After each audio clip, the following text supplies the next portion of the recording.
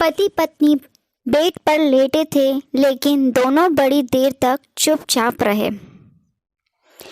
इस पर पत्नी ने सोचा, ये मुझसे बात क्यों नहीं कर रहे? क्या किसी दूसरी औरत के बारे में सोच रहे हैं? क्या बाहर इनका अफेयर है? मैं अब और पहले नहीं करूँगी। क्या अब सचमुच मेरे चेहरे पर झुर्रियाँ आने लगी है? क्या अब उम्र पर मुझ पर हावी हो रही है? क्या अब मैं इन्हें लुभा नहीं पा रही हूँ? क्या मैं ज़्यादा ही मोटी हो गई हूँ? क्या वे मुझसे नाराज़ हैं? मैं उन्हें थकान के कारण रात को कभी मना कर देती हूँ, इसीलिए वो मुझे नाराज़ है मुझसे और पहल नहीं करना चाहते। पत्नी की सोच और गंभीर हो गई।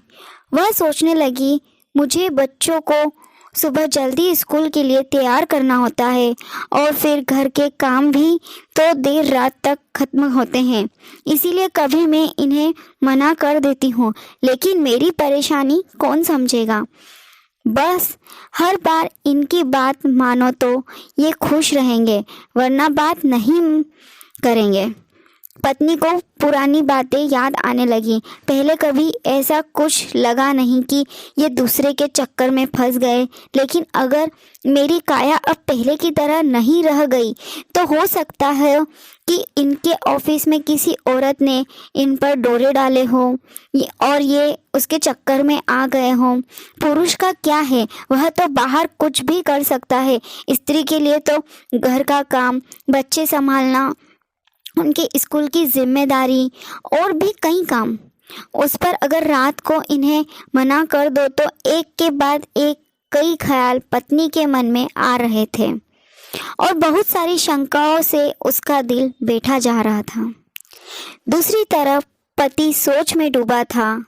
इस धोनी को भी अक्ल नहीं है, आखिर ओवर रविंद्र जडेजा से क्यों करवाया?